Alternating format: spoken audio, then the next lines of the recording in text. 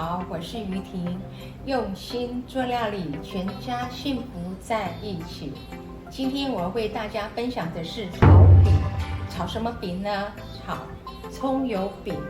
葱油饼呢，我们常常吃，那也会吃腻啊。那家里呢有剩下的葱油饼，或者是你已经吃腻了，那你可以把葱油饼煎一煎，切一切，加很多的蔬菜及猪肉，还有鸡蛋，然后炒一炒，它就会呈现一道很丰富又美味，然后香喷喷的炒饼。大家有兴趣的话，可以试试看哦。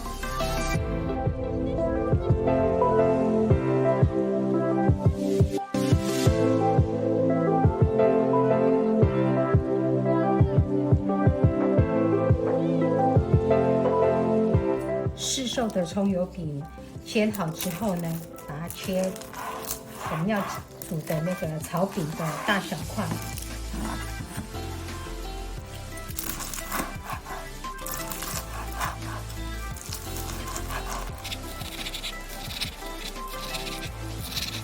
切像这样就可以了。把所有的材料都切丝之后备用。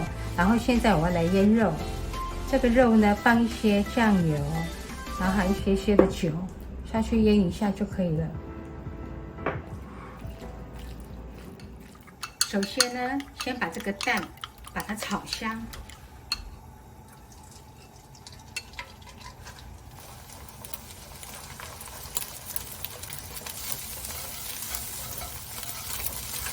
好了，现在好了，我们起锅备用。所有的材料都切丝之后呢，我们就可以开始来炒了。首先呢，先下一点油，然后呢，我们再放这个洋葱下去炒。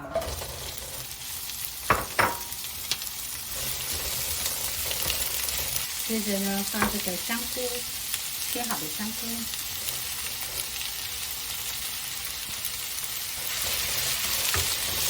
继续拌炒。然后呢，还有这个蒜，我今天用的是蒜末，切成蒜片也可以。这个蒜也下去炒香。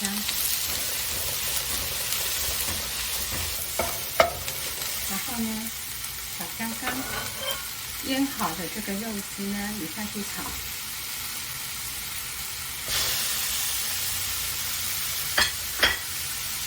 把这个肉呢也炒香。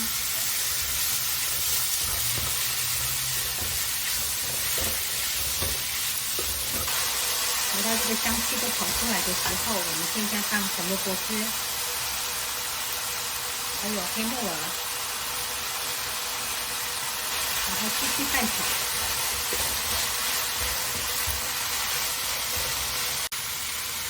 接着把这个葱段也放下去炒。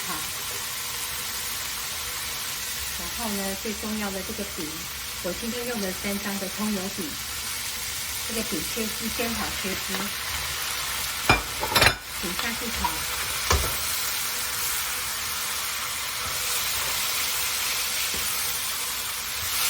接着我要来放调味料了，1汤匙的蚝油、胡椒，一些的酱油。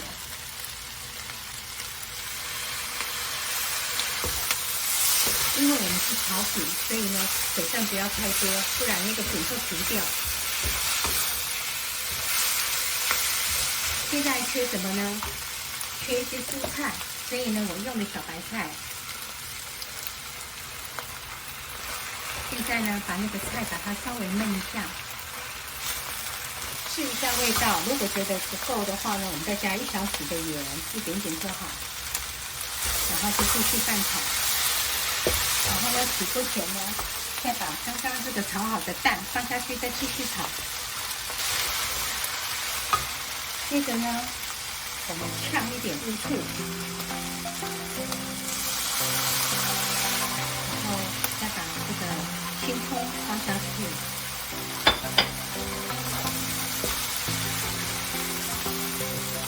起锅前呢，再滴几滴的香油。这样就完成喽。